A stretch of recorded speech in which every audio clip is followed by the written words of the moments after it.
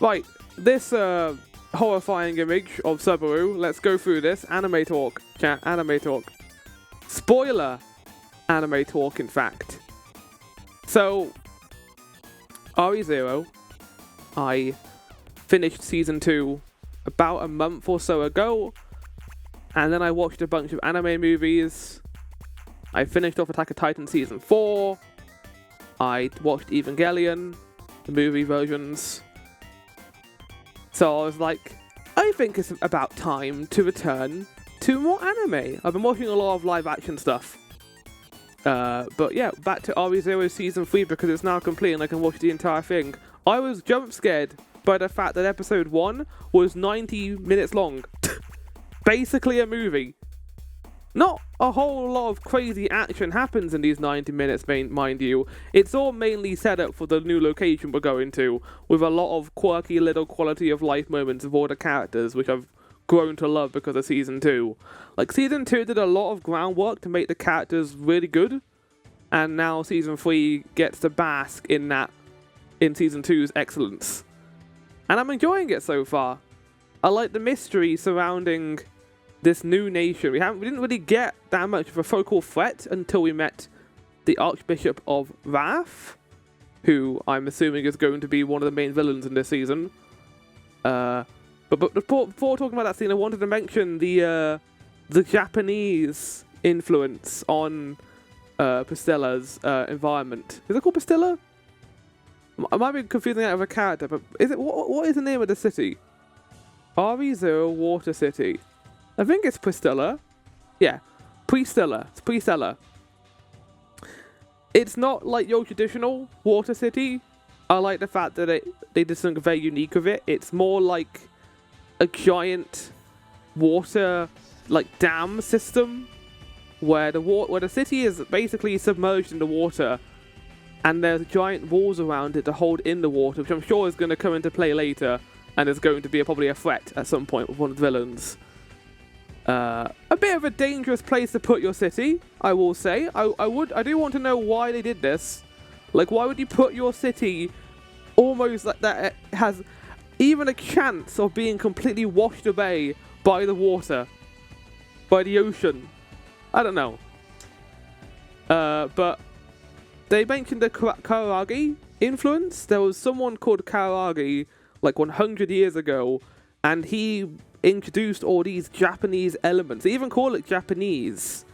I think the emphasis on the E's part, which Subaru just nonchalantly, out of nowhere, just says, someone else must have appeared here in the world. What?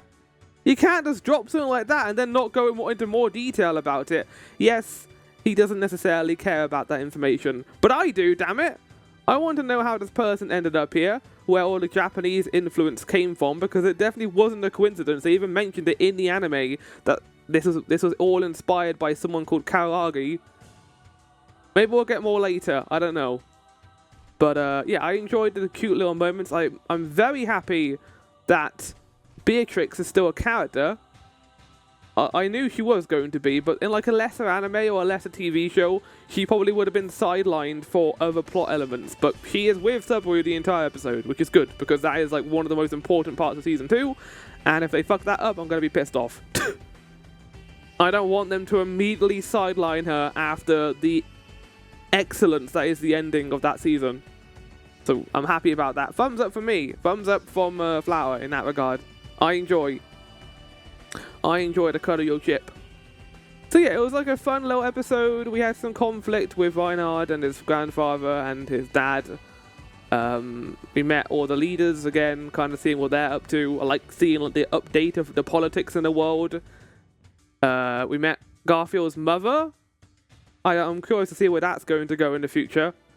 But alongside that, we then get the ending scene, where at some point it would be kind of fun, I think, or fun, it'd be kind of morbid to go through all of Subaru's character deaths, all the times he dies in the show.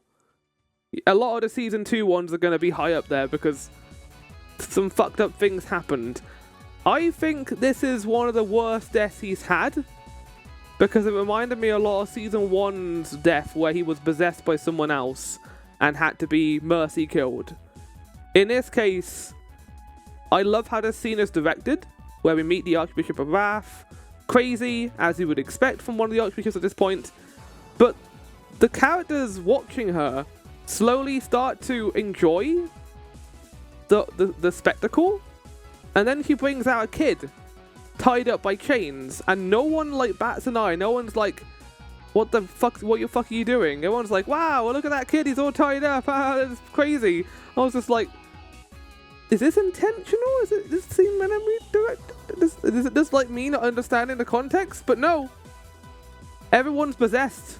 They had these red eyes, and then the kid, I guess content warning, was dropped off the ledge, and as he died, everyone else in the audience died as well, including Subaru. We even see like Subaru's teeth like go out of his mouth as the skull gets crushed. It's very morbid. Again, like I think it's one of the most shocking deaths in the show, because he completely loses control of himself, and it's just like, ugh. I'm wondering how they're gonna deal with that. I'm wondering what her power set is and how it relates to Wrath, because what we've seen from Wrath so far is that it has healing properties. The Wrath Witch uses her powers of destruction, like her punching powers, to heal things. When she punches a crater, it becomes fixed again. But this feels very different, which I guess is also the implication with the other power witches as well, to be fair. Best viewers, no thank you. I'm gonna remove that. Goodbye. Goodbye, sir. So yeah, there you go. That is my review of episode 1. I'll probably watch more across the week, and I'll give my updates on the next episode. Probably not tomorrow, because I don't know if I'm going to have time to watch more of this show tonight. We'll see.